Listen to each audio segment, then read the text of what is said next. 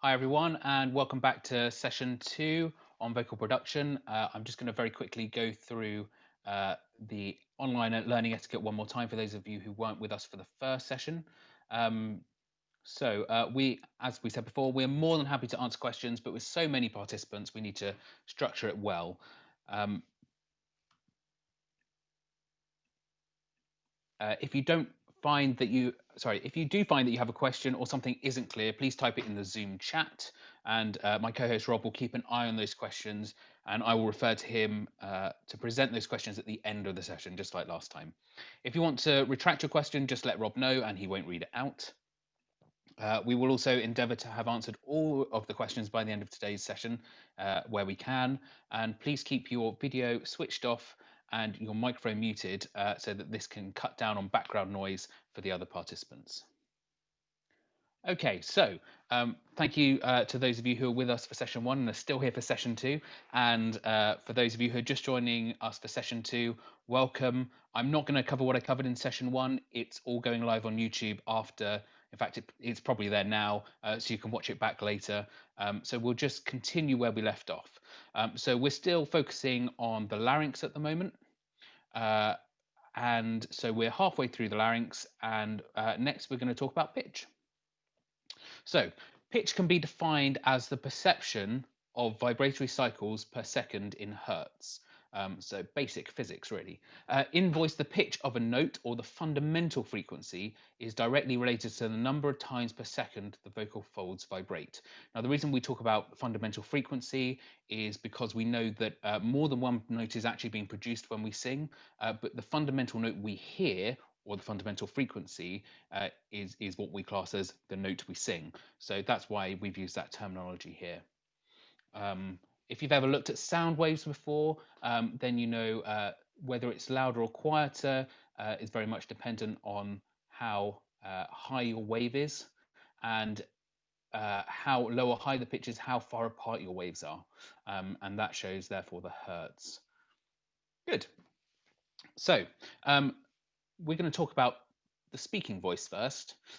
So we have the male speaking voice is averages at about 110 hertz, or somewhere between a G and an A on your standard keyboard.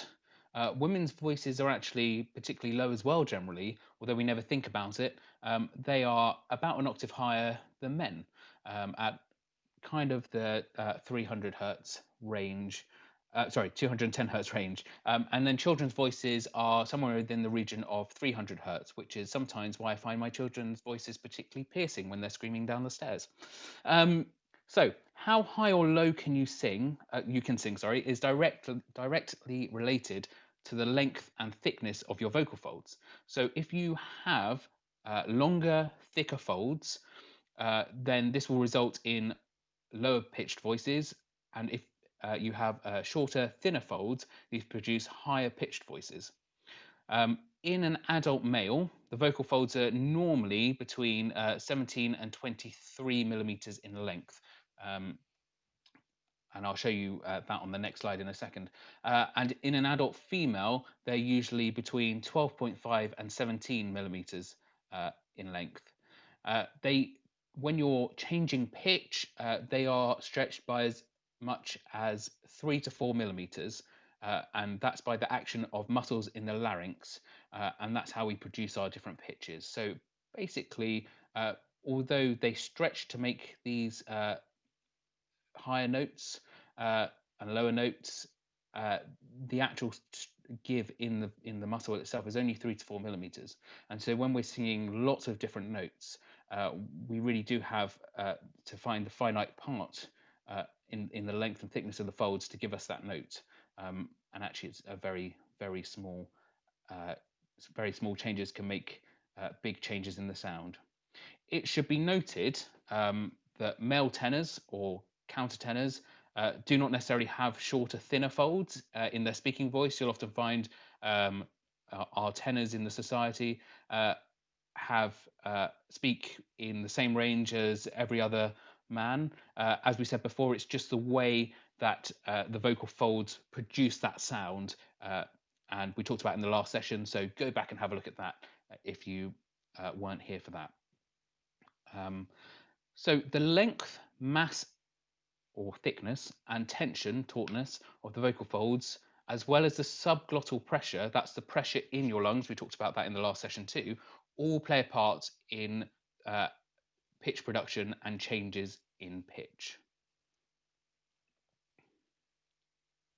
So as the pitch goes up, the vocal folds lengthen, and so these are the vocal folds here, as we briefly looked at last time, and basically they stretch along this axis here, as I said, by between up to 3 to 4 millimeters. And the vocal folds lengthen by the act of the larynx tilting. So if you take your fingers and feel your vocal folds here, where you would have an Adam's apple or an Eve's apple, and you go up a scale, you should feel that your vocal folds or your Adam's apple there kind of disappear as you go higher up. And that's because the larynx is tilting to create the stretch it needs to create those higher notes. We therefore must ensure that we have a free larynx and that we are easily able to move it. However, as mentioned before, the mass and tension of the vocal folds also have a part to play in the quality of the sound. So we could decrease in tension in the vocal folds, so along this axis here, and therefore they could shorten and the vocal fold length, and we can increase the mass, so the thickness this way, thereby requiring more subglottal pressure, so pressure coming out of the lungs, and to maintain the same notes. So we can produce the same notes in different ways. It's just like guitar strings. If you play, you can play the same E on the 12th fret of the bottom note, bottom string of a guitar, and then you can play it on the A string, which is a thinner string, much further down on the guitar. And it's the same thing. Basically, we produce the same notes, but with our vocal folds in different states. So this will result in a change of timbral quality, though, and the volume will also change even when singing the same perceived note. So how loud we sing is also related to the vocal folds and phonation. So the way that happens, loudness produced at the vocal fold level is we put more air through the vocal folds.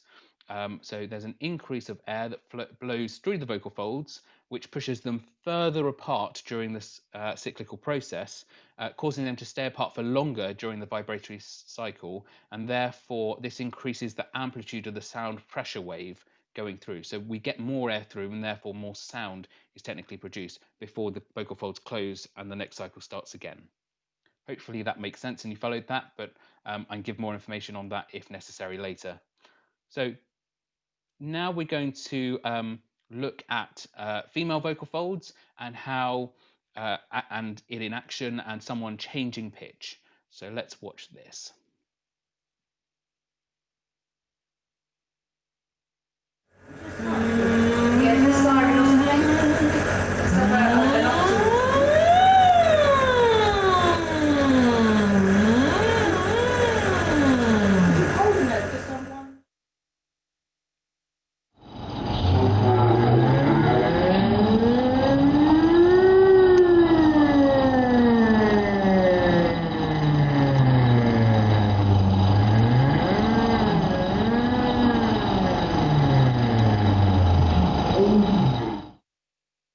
So in that video, you can see the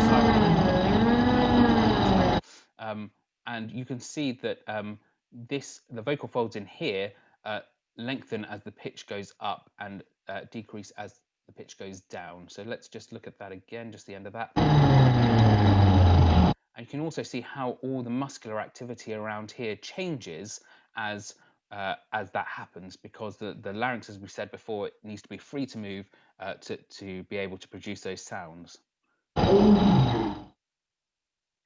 Good. Actually, that's it on phonation, as it so happens. That's basically how we control pitch, dynamics at the vocal fold level, and how sound is produced. Rob, I know we said we'd save questions to the end, but are there any questions on pitch or anything to do with the vocal folds just while we're here? No, we've not had anything in at the moment. Good. Okay. Well, we'll keep going then. So next, we're going to move on to expression.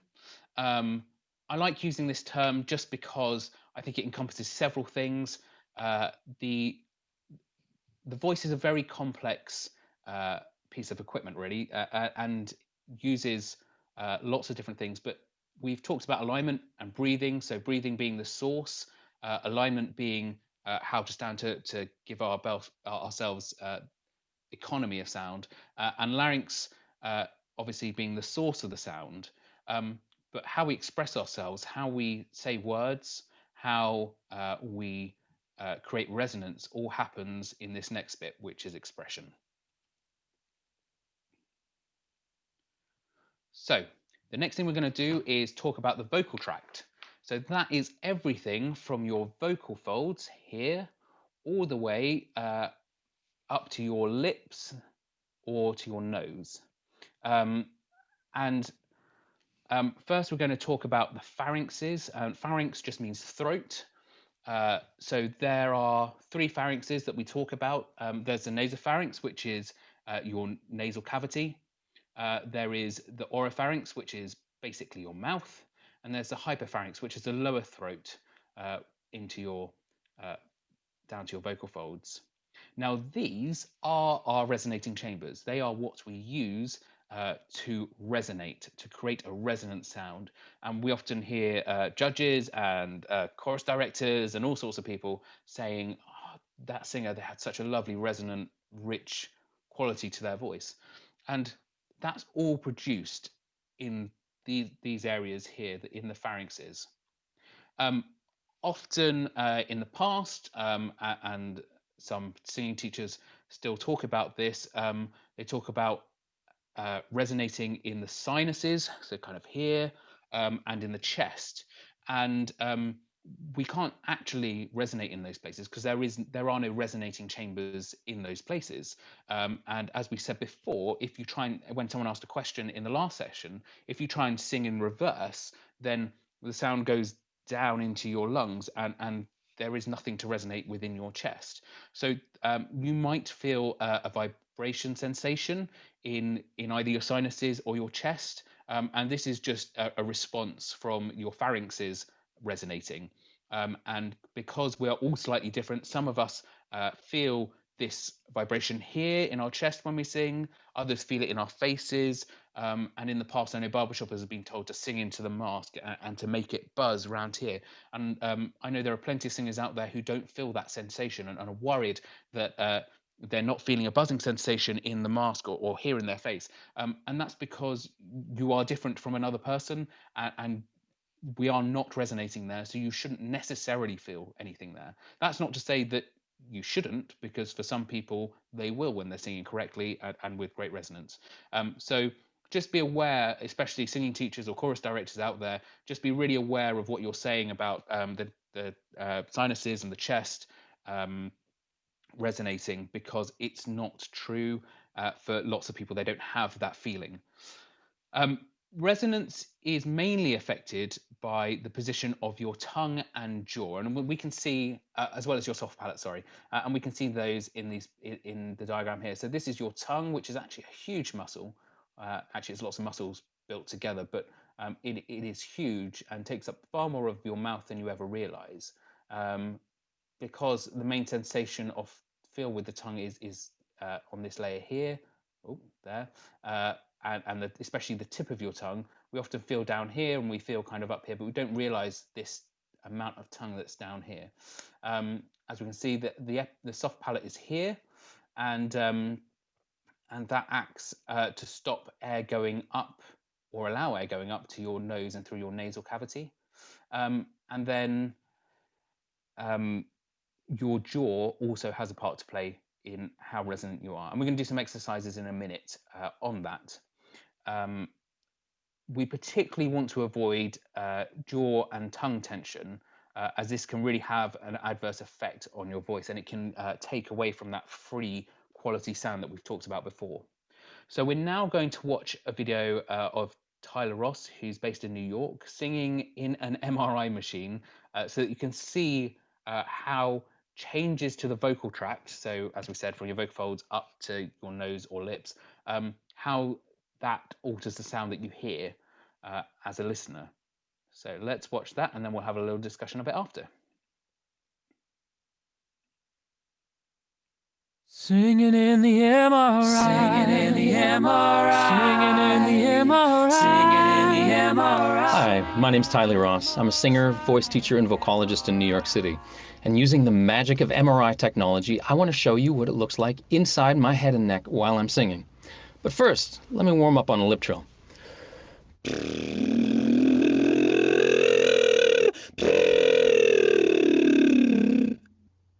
How about a raspberry?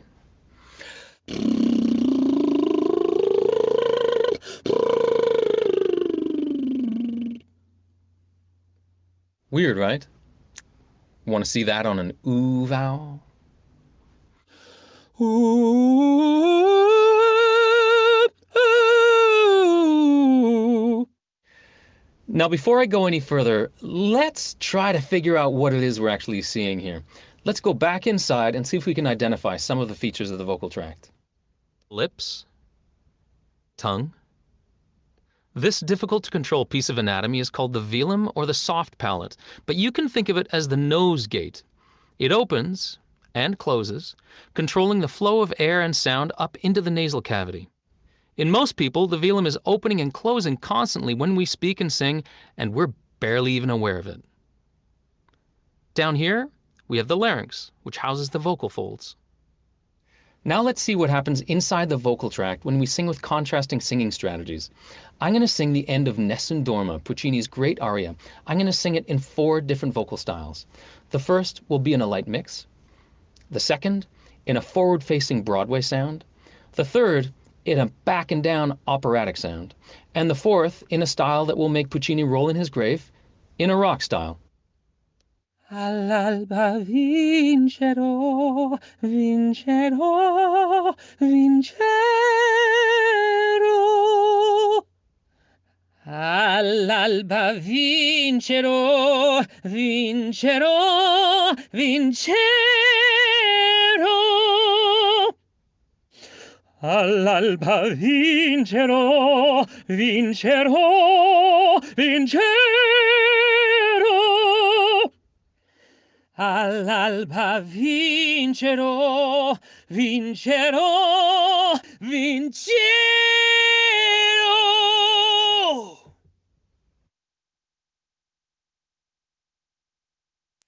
Okay, so that's I've always found that video really, really interesting.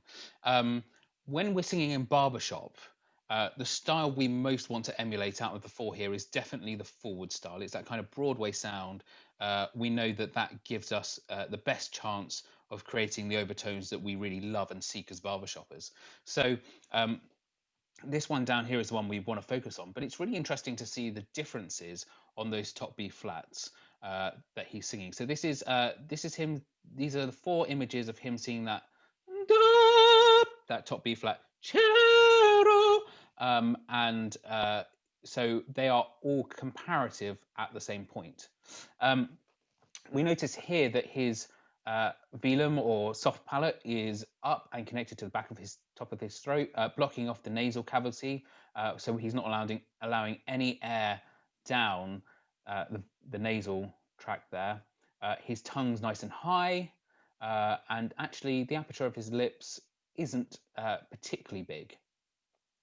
I'm going to ignore the rock style because it really it's very similar to the forward style, apart from he kind of puts almost a growl effect in it at this point in the song. Opera is really interesting. The tongue shape is different, and actually you can see there's a slight gap between his soft palate and the back of his throat, and so he hasn't quite closed off the nasal passage, which I'm slightly surprised about, but that's what it shows. So there we go. The light mixed is quite a breathy sound, especially when he goes up to that top B flat, and it's not as resonantly efficient as the forward sound that we like. And we can see that the soft palate is open here, and so there is air escaping down the nose. So he's not creating the most efficient uh, quality sound there. Um, it's also interesting to look at the larynx here. We don't have time to discuss something called twang, which is another essential or really good thing when we're singing, but he definitely uses it in uh, this forward sound, and you can see that his vocal folds, which are here, are different in the forward sound to the light mix sound. And also the opera sound is very similar to the forward placement as well. Um, so he's using twang in both of these to create even more resonance. Okay, so no, didn't mean to go on, sorry. I'll go back to that picture. So that's a comparison of those MRIs. I really want you to jump in the sandbox, as my good friend Jordan Travis would say, with me, and just try some exercises here, altering your vocal tract to see how it changes what the sound that we get. So I want you to start by sticking out your tongue and scraping, not painfully, but scraping the top of your tongue against your top molars as you pull it back in, singing an E vowel. And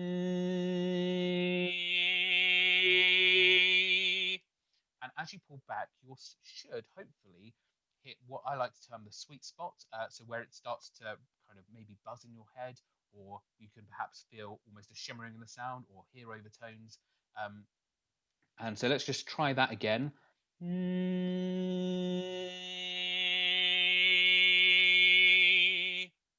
Um, that's realistically the best place to sing an eval for you if you've found that.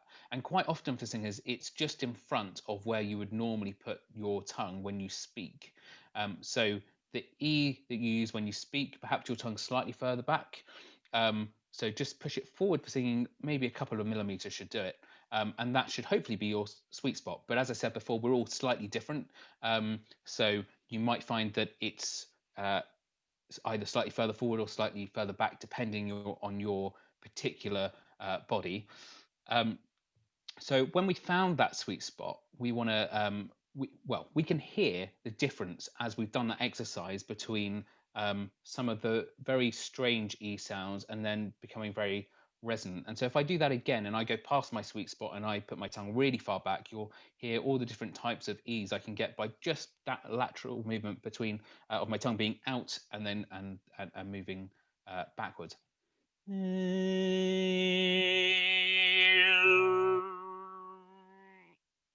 Okay, and at the end there, my tongue was so far back that I actually almost stopped the air escaping over my tongue, full stop. So we can really manipulate sound with our tongue placement. Another effect, something else that affects our sound is uh, dropping our jaw. So if I sing an R vowel,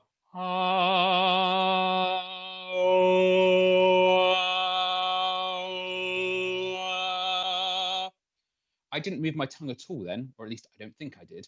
But as I dropped my jaw and my mouth aperture became wider, it seemed that the pitch perhaps slightly dropped and it became a slightly darker quality sound. Um, and so that's again, it's affecting the resonance of the sound that we're producing. So we've got to try and ensure that our jaws ideally don't drop. We keep a nice high jaw placement, but a free feeling so that we can ensure that we are able to produce the sounds in a really free way, but we definitely don't want them to drop where possible. So we're going to next talk about tongue placement for vowels, because this is another thing that is really interesting in singing. If you ask a singer to sing an E vowel, quite often that will be bright and you'll get an E. And then if you ask them to sing an A vowel, it will be slightly dimmer. E. And then you'll find when they get to the R vowel that they'll sound even flatter. E. And the reason this happens is because in native English speakers generally, and this is not true of every area of the country, but definitely in the South, um, when we um, when we sing an R vowel, or when we sing an R vowel, our tongue drops to the floor of our mouth, and our tongues tend to be flat. And this isn't helped by years of doctors saying, "Can you say R?" and then putting one of those little wooden things on your tongue to see in your throat. So we've kind of been conditioned, and also when in the past you may have been told again at school to let me see. I want to basically see your tonsils when you're singing R. Ah. Um, and so we've been conditioned into this way of singing R's and dropping our tongue to the bottom of our mouth. When actually, ideally, we want to sing all our vowels in a very similar position. So when we sing an E vowel, as we said, we scrape our tongue. If we've scraped our tongue back, you'll notice that the sides of your tongue here um, are touching your top molars. And that gives us that really nice resonant E sound, as we said. E. Um, when we sing an R sound, we want to try and keep our tongue in a very similar place. For lots of people, that means still touching your top molars with the sides of your tongue. And what should drop is that bit there, the middle of your tongue. Um, and if you drop that and you keep that tongue in a really nice high position, then hopefully you should have a very nice in tune and resonant. Uh, did I say R? I meant A. A sound. So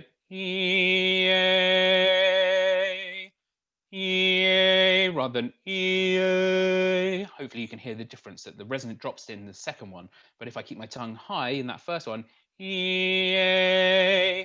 then it's really nice and bright. And it's exactly the same thing with an R vowel. We just drop that bit there a little bit more. Now, for some people, including myself, it might mean that the tongue comes away slightly from the top molars, so you're not quite touching the top molars at the side anymore.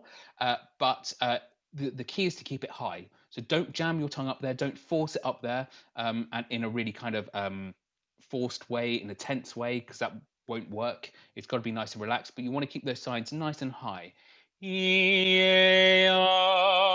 Rather than um, and you'll notice in lots of singers as they sing that R sound, their jaw will drop.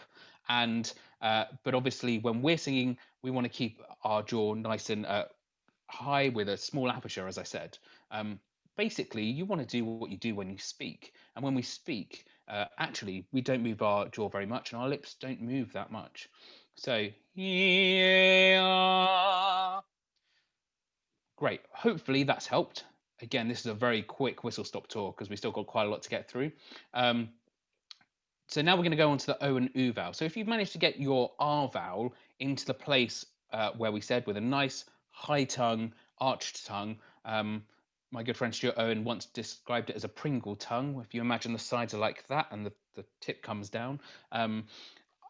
For me, I'm not fussed where the tip of your tongue goes. I think it varies slightly depending on what the consonant is that you're going to next. So I don't abide by the strict rule that you have to keep the tip of your tongue down by your bottom teeth because I think it should be more variable than that and freer than that.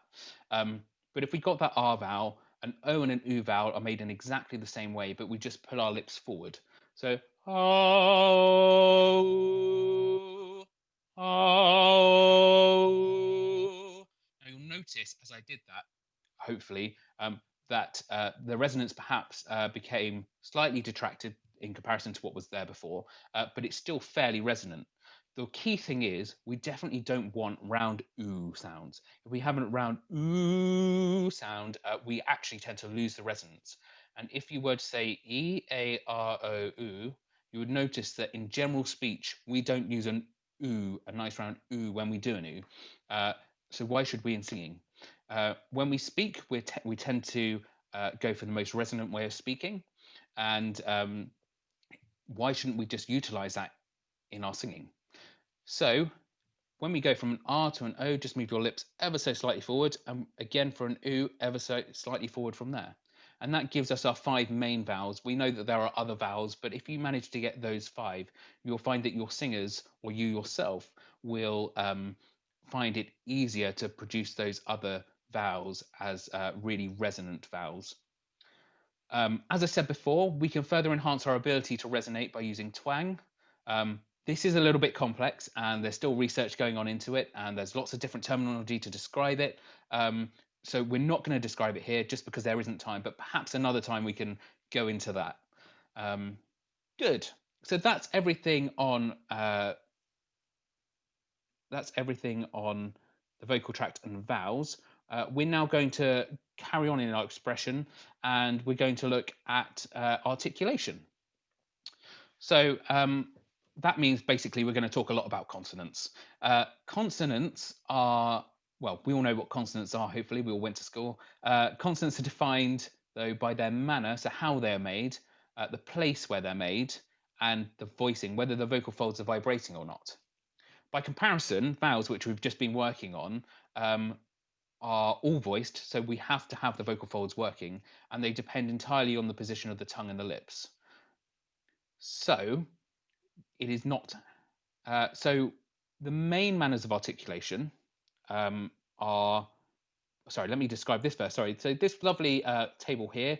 This is the International Phonetic Alphabet, and this has been put together to help people decipher different languages. And often, if you go to an online dictionary, especially, or even Wikipedia these days, sometimes they'll have a phonetic spelling of how to say a word, and that's so that you can use phonetics to actually decipher exactly how you should say it. Um, on this particular table, voiceless sounds are on the left, p, and voice sounds are on the right, b. And that's true of this whole table. Now, there are many sounds on this table that don't occur in English, and we don't need to worry about them.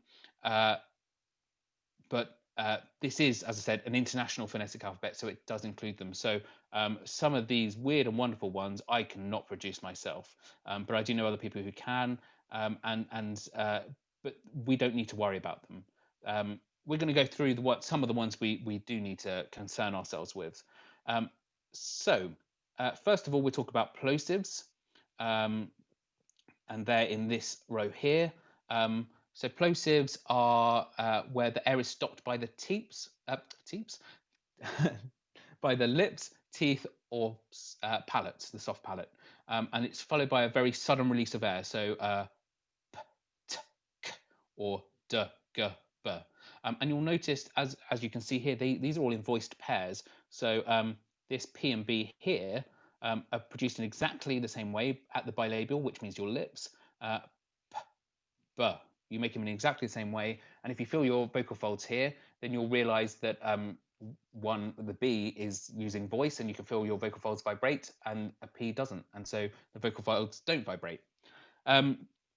We then have nasals, which I touched on very briefly in the when I was answering questions last time, and this is where the breath resonates in your nose as well as the mouth, but the sound actually comes from singing down your nose in effect. So if these are N's, M's, and NG sounds, so n, so if I go and then close off my nose, the sound should stop.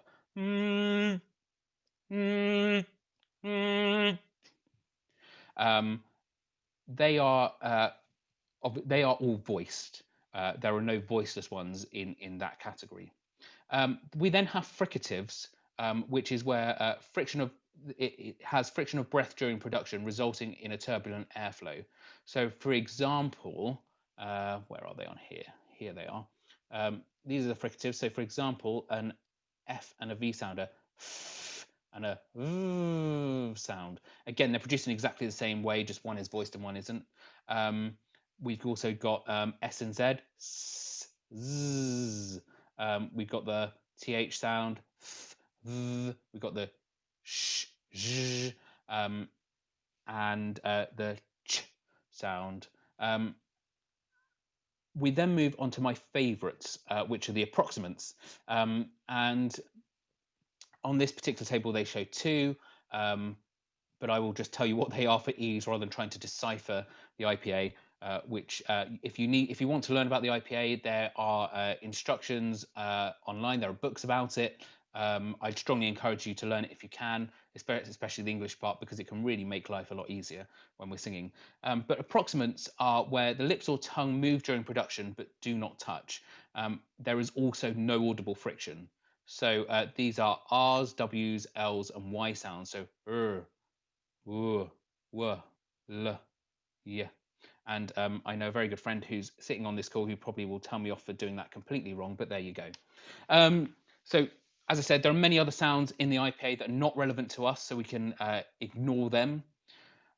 But I guess you're probably wondering, why on earth are we talking about this? Well, I find that this information can be really helpful to understand how words are made up. So, for example, the word miles. Now, I know there are people who have been doing Simon's online chorus, which is fantastic. And one of the songs they're singing has the word miles in it. So let's break this down. First, we've got this M sound, which we know is a nasal, as we just discovered. Mm. Um, we then have a diphthong, which is the I sound. Now, for those of you who don't know what a diphthong is, a diphthong is where we have two vowels in the space of one syllable, and we have to turn them. I like to call them diphthong turns, as many others do. And we, in singing, we sit on the first one for longer. So if we've got a long held note, we sit on the first vowel of the two. So I is an R sound, and then we turn it into the Y sound. My, I. Okay. We then have an approximant, which is the L sound in the middle there. Oh, mile. And we need to make sure that we get all the way around that L sound. I had someone, I was teaching someone recently, and they said in a particular word, I can't hear my L sounds. And it's simply because they're not moving their tongue far enough to create the end of the L sound. Mile. Um, and then we have this lovely little s on the end of the word here. Now, when we say it, miles, we actually voice the fricative first. So first off, it's a Z sound, z, and then it changes to an unvoiced fricative, an S sound, miles. And so you get that little hiss of S at the end. However, when we're singing, we want to make sure that we produce the Z sound only and ensure that the phonation and the airflow stop at exactly the same time. So we want to stop the air leaving our lungs and the phonation here in our vocal folds at the same time. Miles, miles, especially if we're going on to another word. And we can see many examples of the substitution of Zs for the written S in the English language. It happens all the time and we don't realize it, especially in singing, and we need to be really, really aware of it. We will often, well, let's look at this next example, eyes. So when you see it, you see an S on the end, and many singers then try and sing what they see. But if you sing an S at the end, it actually turns out to be ice. Eyes, eyes, eyes. So we need to therefore be aware that we need to use a Z, and be aware as singers of the English language that often what we see written down isn't exactly how it's pronounced, unlike other European languages such as perhaps German, which you can decipher from seeing what sounds you're going to be using. But that doesn't work in English. Our language is weird and wonderful. So be especially careful if you're a director of a chorus or a coach, uh, because often your singers will literally give you what you ask for. So don't say, please, can I have a really big S on the end of eyes? Because actually you want a really big Z, and you want them to sing that. So as we can tell from the substitutions of S's and Z's, the English language is a weird and wonderful thing, and there are many quirks that occur when we speak and sing. However, one of my other top tips regarding articulation is to be really, really aware of linking sounds. So what are linking sounds? Well, they're sounds that we introduce that are new sounds between words, and we just introduce them just for fun, really, because we're lazy. They are normally approximate, so normally R's, W's, and Y's. So if you just read the slide here, law and order, and you're from the south, law and order, then you may not realize that actually you're hearing an extra sound in there. You're hearing an extra R. Law and order. And hopefully you can hear that there's an extra sound in there. And it becomes even more pronounced when we sing law and order. We get a rand. Law and order. And we can go through the other ones of these. You and I. You put a little W in front of the and we get wand. See your here. We get a Y sound in front of the or, so we get your, see your here. And then we get beer or wine. I thought I put that in there for the barbershoppers. Beer or wine, and we end up singing raw instead of or. So this happens because the word ends in a vowel, So all of these words on the left-hand side all end in vowels, as you can see, or vowel sound, should I say. And the next word also starts in a vowel.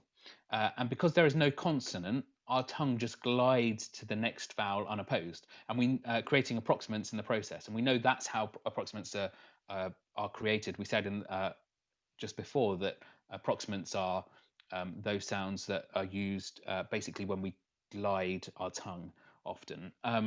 So we can stop this happening by introducing the glottal stop, and many of you will have heard of a glottal stop, but this is when the vocal folds close to stop phonation before continuing when you move on to the next sound. So for example, uh-oh, you put a little break in there, or if you're from the south like I am and you say water, there's a lovely little glottal stop in there as well, water instead of water. So perhaps I'll just sing you an example. Law and order, law and order. So you hear a little break before the and you and I, see or oh, I did it wrong. See or hear, beer or wine. There's just a lovely little stop there to stop the flow of air. Um, and that solves the problem because you don't hear the approximant happening. So given how odd our language is, we need to ensure that we make not only the correct vowel choice when we sing, which we often hear people talk about, are you singing with the right vowel? Should that vowel be this? Should we perhaps have it as something else? And instead also concentrate, not instead, sorry, but also concentrate on our choice of consonants and how we make those sounds too. So that brings us to an end of our very quick whistle stop tour of the voice.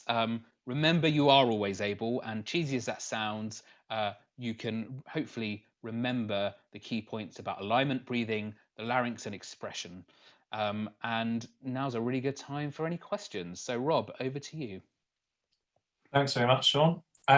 First question we've got from Bethany is have you got a good recommendation for a website or other repository for keeping up to date with latest academic studies into vocal production and things around the larynx?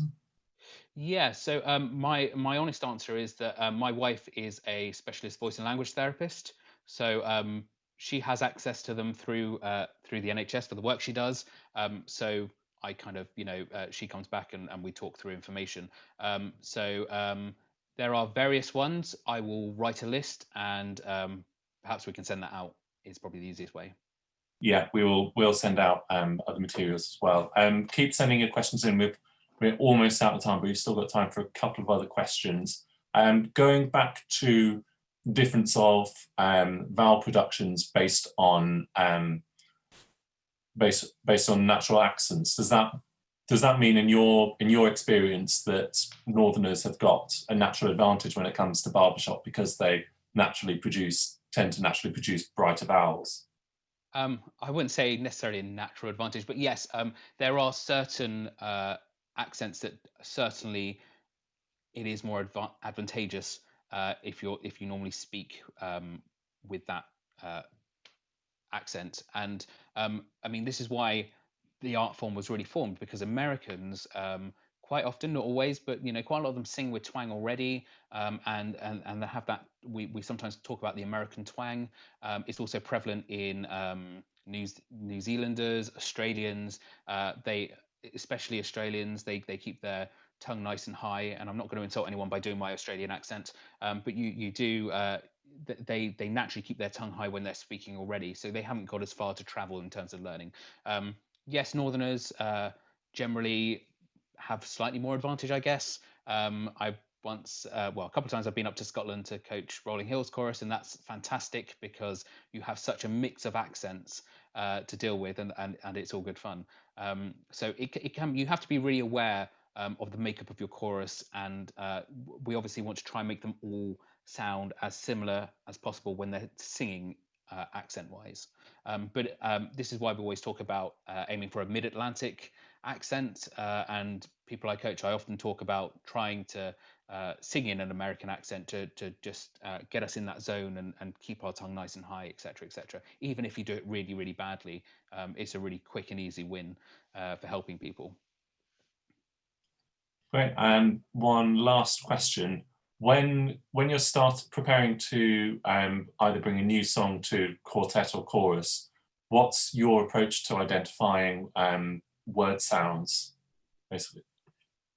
Yeah, I would like to say that I do it all the time, and I would be lying if I said I did.